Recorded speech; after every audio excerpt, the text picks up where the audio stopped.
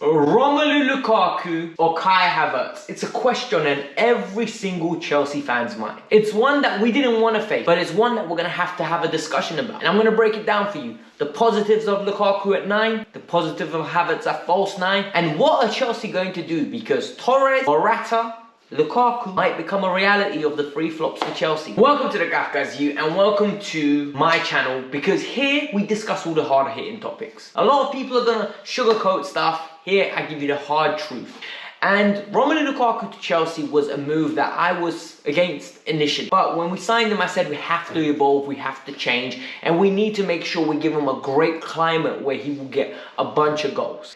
And so far, 4 months into the signing, it does not look great, and it's an experiment that doesn't look like it's working. Let's break it down into the little details, and I'm going to give some hard truths, and I'm going to give you guys some optimism to why I potentially think it could work if these things happen. But before we continue, please make sure you hit that like button, subscribe to the channel. 12k before the end of the year is the target, it's the goal. And if you guys do it, I'll be very grateful. It'll be a Merry Christmas, something small that you guys can give me. I give you guys content nearly 5 days a week. So let's proceed with the video. Before we get started, before anybody says I don't know anything about football, I actually think Romelu Lukaku is a very good footballer. I think if Romelu Lukaku is given the right environment, Romelu Lukaku will flourish and get you 20 league goals, no ifs, no buts, no maybes. Let him take some penalties and he'll get you 24, 25.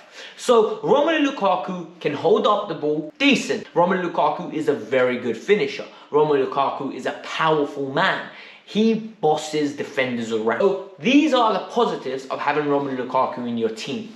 He is a unit of a man and has a good impact on a team in his statistical output. But does he bring the best out of everyone else? I don't think it's unfair for me to say Romelu Lukaku so far hasn't been a success story for Chelsea. Romelu Lukaku's back-to-play goal has not been as improved as a lot of you sugarcoated it. And I was saying this when we were going to sign him. I said Romelu Lukaku for Inter Milan is a different Romelu Lukaku than he's going to be for Chelsea. At Inter Milan, they play with a deeper block. They play off the ball. They don't dominate possession the way Chelsea will. Will Romelu Lukaku, and I even used West Ham as a specific point, be able to find the half spaces? Will he be able to find the places where he can link up play and bring others into the team? And as of this moment, he hasn't been able to, and nor have I seen his game improve enough. But we have invested 100 million. What does Romelu Lukaku have to do? I think Chelsea will have to change their style of play completely to suit him. And there is an alternative approach that Chelsea have been trying. The alternative approach is Kai Havertz. Kai Havertz has been the alternative approach, and I was very flabbergasted to why Chelsea were actively trying to sign Lukaku. A lot of fans, and I always say a lot of casuals, said Chelsea needed number 9 that will fix all their problems. I never thought that was the case. I don't think Chelsea ever needed a number 9 because of how good Kai Havertz is in the false 9 position. Kai Havertz isn't perfect, and he won't get you 20 league goals, but he can get you 13 to 15. This is where the integral part is to supplement the goals around him. Kai Havertz is a fantastic player, and when Chelsea invested so much money, up to £70 million in him, it made no logistic sense to go and invest £100 million into a player that cannot actually function in a team with him. Think about it. You have one asset that is great, and now you need to get the best out of that asset, yet you do the thing that worsens that asset, that hinders the asset. It made no sense when we made the signing. Kai Havertz's ability to pick up half spaces in the final third, Kai Havertz's ability to be a willing runner, and more importantly, his ability to maintain the ball in tight spaces is integral. He is a good modern day false 9. And if you look at around the league right now, Diogo Jota, Roberto Firmino for Liverpool, they're flourishing because they got 2 pacey, output, productive wingers. Then you look at Manchester City. Manchester City are playing with either Raheem Sterling, Gabby Jesus, who isn't the most conventional centre forward. He likes to drop deep and link up play a little bit, go out to the right hand side and play as a winger. So it's a fluid system. Jack Grealish played this weekend. The team is designed to get goals from the committee. It's never one man. It's not a Lewandowski or a Benzema type of system. And even then, they're a lot better with their back to goal. So whilst we will miss out on the goals with Kai Havertz, I think it is important to understand that the others are elevated. A lot of people aren't going to like this, and a lot of people are going to say, Alex, you're being hypercritical, it's a small sample size. I don't think it's a small sample size because I've watched enough football. I've watched enough football of Kai Havertz, and I've watched enough football of Romelu Lukaku. I know who Romelu Lukaku is, and I see the problems there at this moment in time. Am I saying that Romelu Lukaku will be a flop at Chelsea? I don't think so. But am I saying this will be the best variation of Chelsea? I disagree.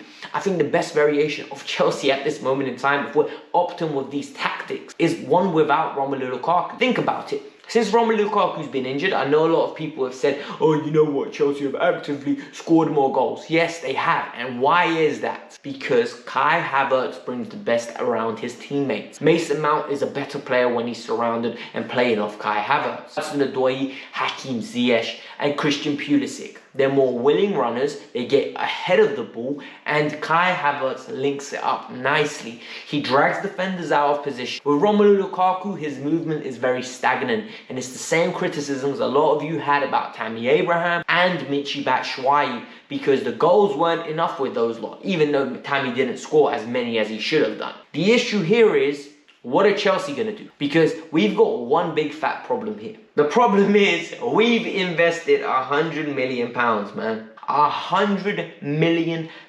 into Romelu Lukaku. You can't ditch the experiment 4 months in.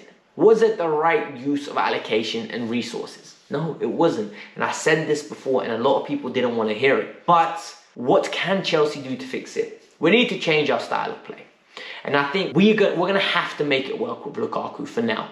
We really will, for at least the next 2 to 3 years. Because there will be systems where Romelu Lukaku scores goals. And we have to do it. We have to play 2 pacey wingers. We need to get the ball into the box early. And we need to be able to spring him on the counter-attack. We need to accept a bit more pressure.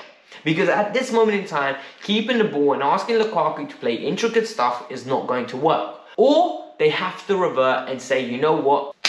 Time to sell Romelu Lukaku next summer. Because if Chelsea want to be successful and get the best out of Kai Havertz and Mason Mount and Hakim Ziyech and Callum Hudson-Odoi, at this moment in time, this team is not going to have Romelu Lukaku up top. It's sad, but it's the truth. And a lot of people won't like this video. A lot of people will tell me I don't know what I'm talking about. But Rom will get his 18 goals. But are the rest of the players going to play up to their maximum potential? That's the question that we need to ask. I'm happy because I'm not the guy that's going to be making the decision. Thomas Tuchel is. And I have no idea what he's going to come up with because he's a lot smarter than I am and he knows most probably a lot more football than I do. Not even most probably. Thomas Tuchel knows more about football than I do. He knows about the day-to-day management of these players. He knows how they are. He knows their personalities. And he knows more about tactics than I ever will. But from my perspective, I don't see how this is going to work in this current iteration. Something needs to change. We need a bit more creativity because if you look at it from this standpoint, for Belgium, Romelu Lukaku, bang.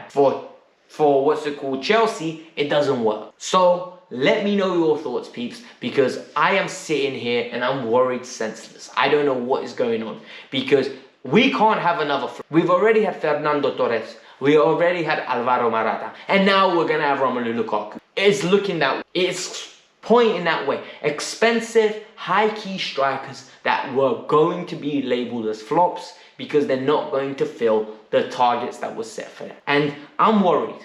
Hopefully, Lukaku somehow miraculously develops his link-up play. But at this moment in time, it doesn't look promising. Kai Havertz is the way to go. That's my personal opinion. I want to hear yours. Hit that like button, subscribe to the channel, and more importantly, let's get the discussion going. Peace out. I'm out. Bye.